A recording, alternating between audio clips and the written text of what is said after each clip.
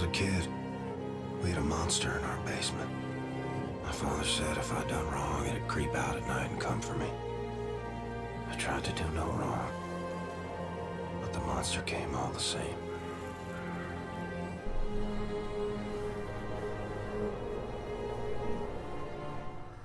Hello there, Sarah from 17 once again. This is my Wolfenstein Uber difficulty video walkthrough. We're in chapter 5, Wulfburg, and this is of course the old blood for those who are not familiar with the game, or the title of the video. This is chapter 5 of 8, and it is one of the shortest ones so far. This is only a 10-minute excursion, so hopefully it'll go pretty smoothly.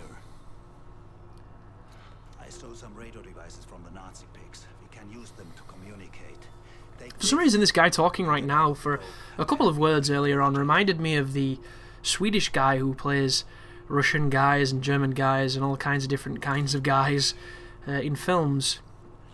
And I never remember his name, but he was the crazy person on the Russian space station in Armageddon. He was also the guy who helped Tom Cruise get his eyes done in Minority Report. He was also in the first season of Prison Break. Hopefully these examples are making you understand who I'm talking about. And he's a great actor, I just can never remember the dude's name, which is a shame really. But at the beginning of that sentence that guy was saying, it sounded a lot like him. But once again, we get to stock up on some goodies, and we get to look at just a lot of the details in the levels. One of the best parts of this game, even though it doesn't look amazingly visually, is that there's a lot of love and a lot of touches in all of its geometry, in all of its environments. They're always quite cluttered, but cluttered in a way that makes them interesting, and I think that's always the sign of just really, really nice level design. You know, people have took the time to place these things, and it's always good to take the time to appraise them. And that's coming from somebody who in his third year of 3D at university modelled a scene which had buildings and roadways and all kinds of little details, and you know, it takes a while to place geometry even once you've modelled it. So it's one of those things where they've probably got systems in place that enable them to move stuff around pretty swiftly, and so they can optimize their workflow. But even then, it is a meticulous process, and it's obviously something that is very finesseful, because there is a fine line between there's too much shit in this level to there's not enough shit in this level to wow, look at these touches, isn't this cool? You know, it's definitely an art form, and it's one that we often forget because we're too busy getting mad when we're clipping, or when we can't get where we need to be, or when the cover disintegrates and leaves us, you know, staring like a deer in the headlights and meeting our eventual death. But a really, really nice emphasis on small touches, which is one of the reasons why I like this developer so much, and I like other developers from that part of the world, a la Remedy and Starbreeze, and you know, there's something about the colder weather that just makes really, really fucking good game developers.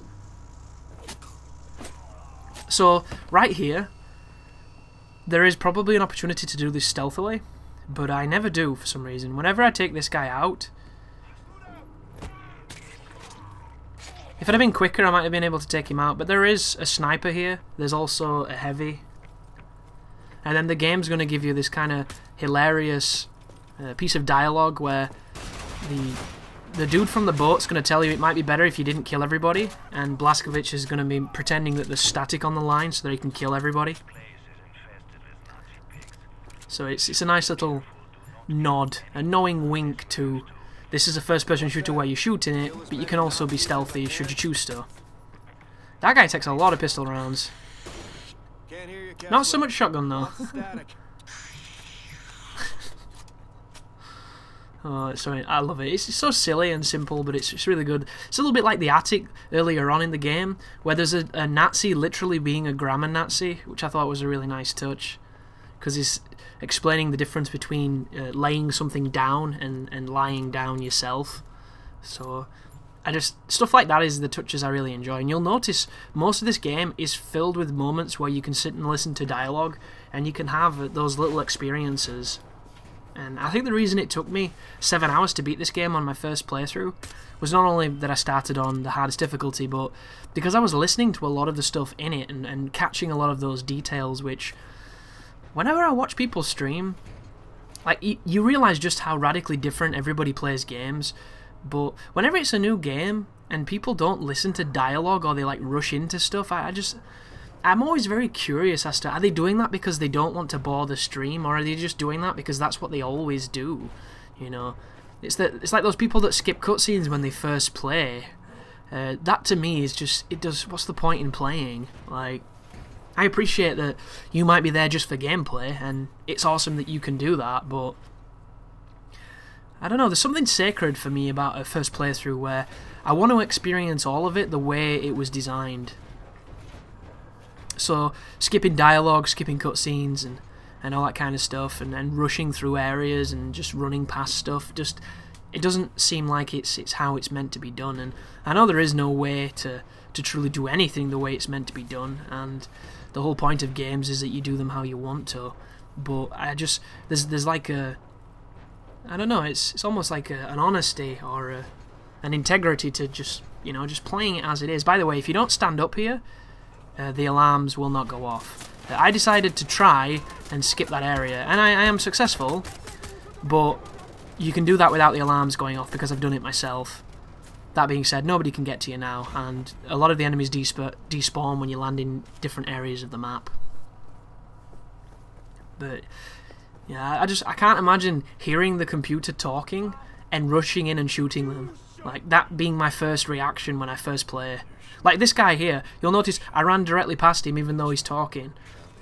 There's no way in hell I would have done that in my first playthrough, and I didn't. So I listened to him talk, even though he's just some drunk guy rambling. Because it's just interesting, you know. These games have been crafted by people, you know, over a large period of time, lovingly and laboriously, and even when it wasn't fun, and even when it was fun, they've put the heart, the soul, and a lot of money into making what you're playing, and to just kind of bomb through it seems like you're doing them a lack of service as well, a disservice, which most people don't care. They just want to get to the multiplayer, don't they? It's like those people that just don't play the single player at all, like, who doesn't even apply to them to do that. They just straight up want to get online and shoot people. But different strokes for different folks. So the transition there skipped a bunch of exposition in that room, and instead of landing in the room and listening to the lady who likes to insult us while she kind of flirts a little bit, directly transitioned into landing in the water. So here we are now, and this is where the game takes a very different change of direction. But it also begets, it's not what I wanted to say, it also gets, sorry, a lot easier. Because for some reason the direction it moves towards is more brainless. So this is a mistake. You do not want to wake the dogs up. It's worthless. I'm taking damage I needn't take, and it just... That worked well, as we played a little drum solo on his face. But for the most, just crouch, guys. I got a little impatient.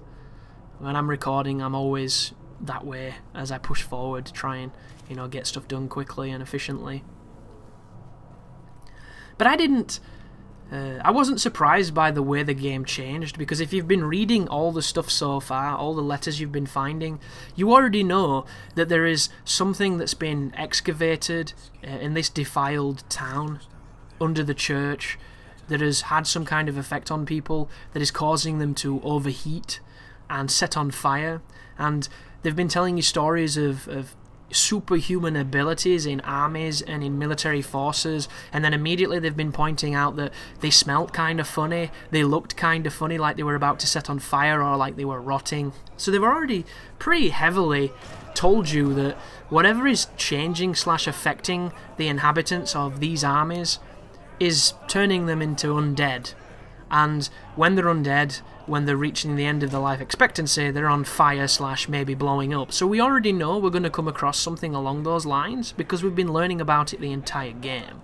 So the twist that comes up here, I don't even think is a twist. And I was on somebody's Twitter the other day who was saying, I can't believe the twist in Wolfenstein, you know, I'm so glad nobody spoiled it. So when I'm playing, I'm like, when does the twist happen? And I got to the end of the game without ever seeing a twist. So I was a little disappointed with that, but suffice to say, I think it makes the game worse. And when I say that, I don't mean it's a bad thing. I just think that the gameplay where you're shooting against enemies who know how to dodge and who are shooting back is a much more enjoyable game, because you're using the shooting mechanics and just the general feel and flow of combat that Wolfenstein is known for on this console. And these next levels are not that. So I personally prefer the first half of the game to the final half, but it's still fun, it's still great, and I will still guide you through it. So thank you very much for watching, and you take care now.